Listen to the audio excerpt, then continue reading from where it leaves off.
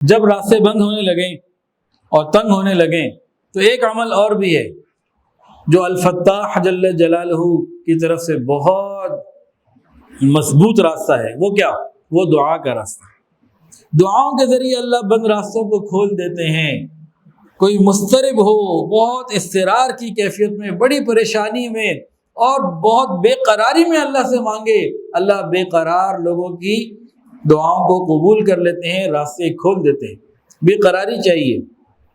امام راضی رحمۃ اللہ علیہ نے اپنی تفسیر کبیر میں ایک واقعہ لکھا ہے کہ فرعون کے پاس اس کی قوم آئی، اس کو سجدہ وغیرہ کیا، کہا کہ بھئی خدا ہو تم ہمارے دریائے نیل بند ہو گیا، اسے جاری کر دو، معاف کرو ہمیں۔ اس نے کہا ٹھیک ہے، ہو جائے گا جاری، جاؤ۔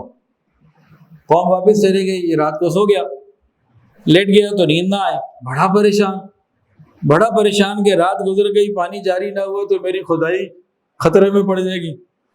مفسرین لکھتے ہیں کہ رات کی تنہائی میں دیر کے سے یہ گھر سے نکلا، اپنے محل سے نکلا، اس حال میں کہ سر پہ تاج نہیں، پاؤں میں جوتا نہیں، اور دریائے نیل پہ جا کے اس نے اللہ تعالیٰ کو سجدہ کیا، کہنے لگا اللہ تو میرے حال کو جانتا ہے، دنیا کے سامنے میں خدا بنا پھرتا ہوں تو اصل حقیقت تو جانتا ہے، اللہ مہربانی کر دے، نہیں تو میں گیا۔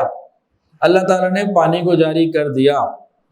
یعنی اگر انسان بے قراری کے ساتھ، دل کی توجہ کے ساتھ اللہ سے مانگے گا، اللہ تعالیٰ تو فرعون کو دے دیتے ہیں، اللہ تعالیٰ تو کافر کو دے دیتے ہیں، اللہ مسلمان کو کیوں نہیں دیں گے؟ ہمارے مانگنے میں اضطراب نہیں ہوتا، بے قراری نہیں ہوتی۔